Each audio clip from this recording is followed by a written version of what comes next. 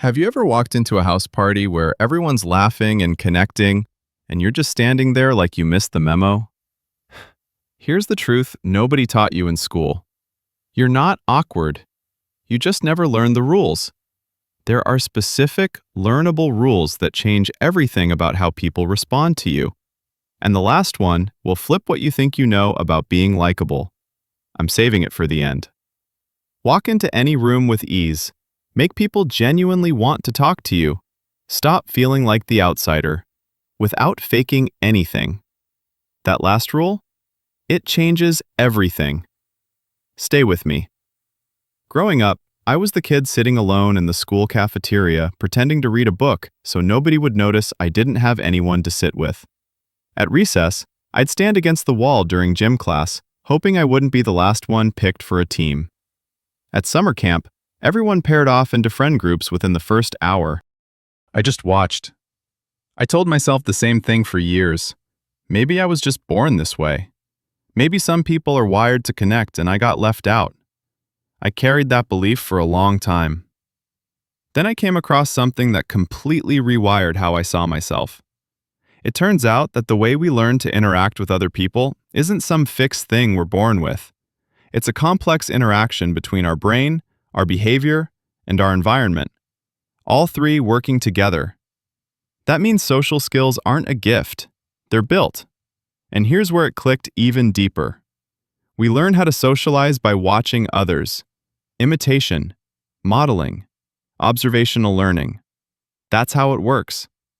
So if you grew up in a home where people didn't talk much, or you spent most of your time alone, or you just didn't have many examples of what good social interaction looked like, you didn't miss out because something was wrong with you.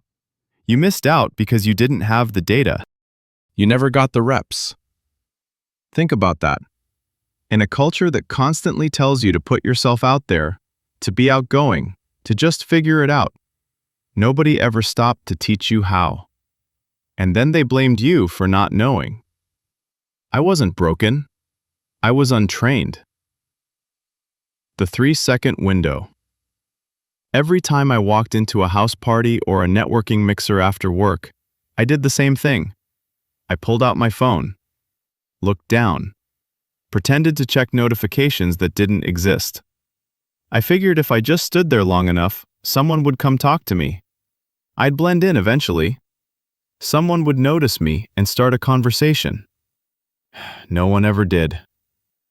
Then I learned something that changed everything about how I enter a room. In the first 3 seconds you walk through a door, people have already decided whether you're approachable or not. 3 seconds.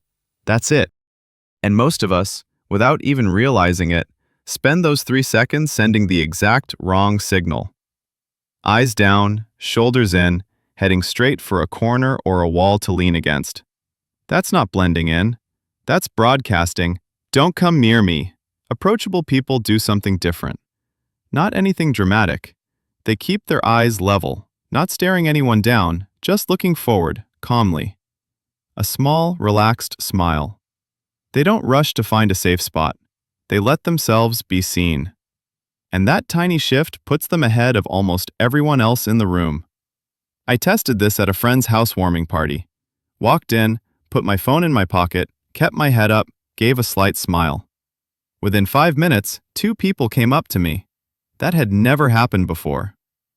Next time you walk in somewhere, give yourself 3 seconds. Just 3. Head up, eyes forward, a small smile. That's it. The body language mistake.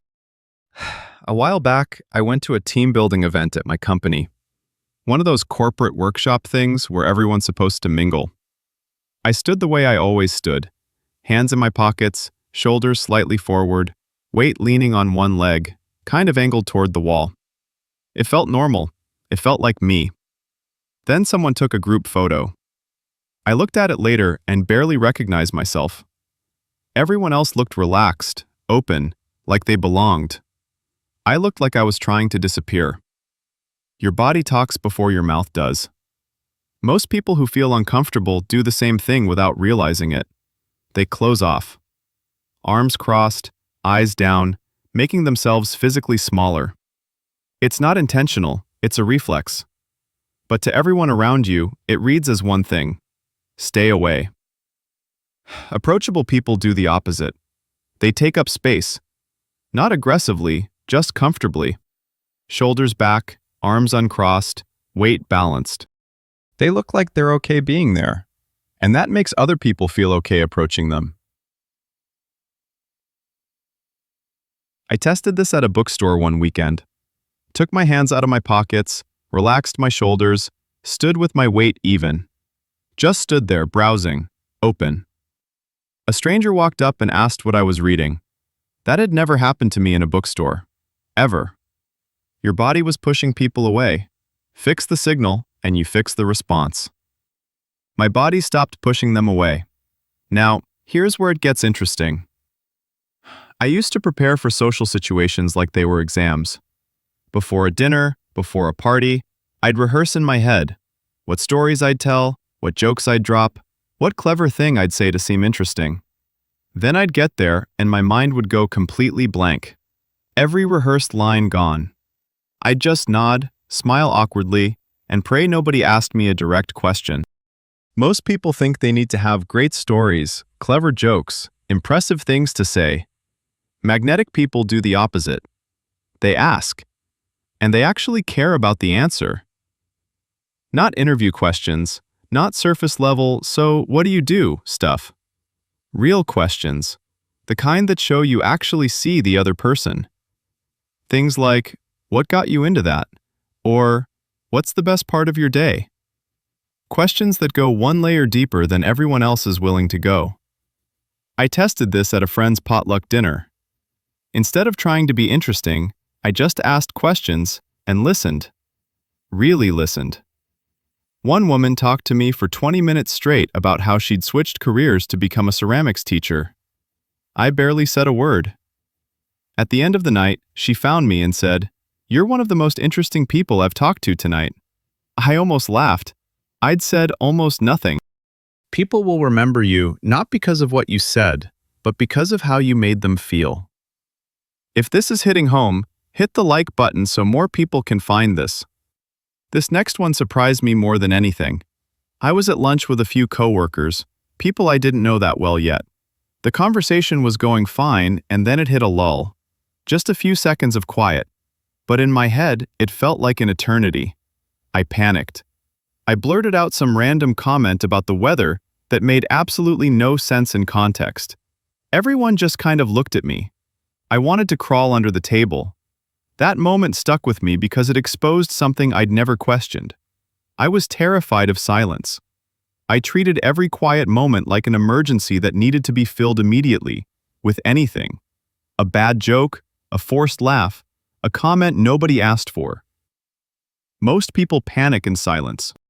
They rush to fill it with whatever they can grab. But people who are comfortable with silence, they radiate something completely different. Confidence. Calm. Steadiness. People trust that. People feel safe around that. I tested this at a coffee shop with someone I'd recently met. We were talking and a pause came.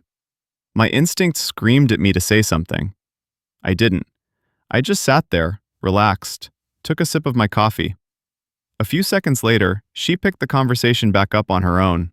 And what followed was the most natural, honest conversation we'd ever had. Silence isn't awkward. Your panic is.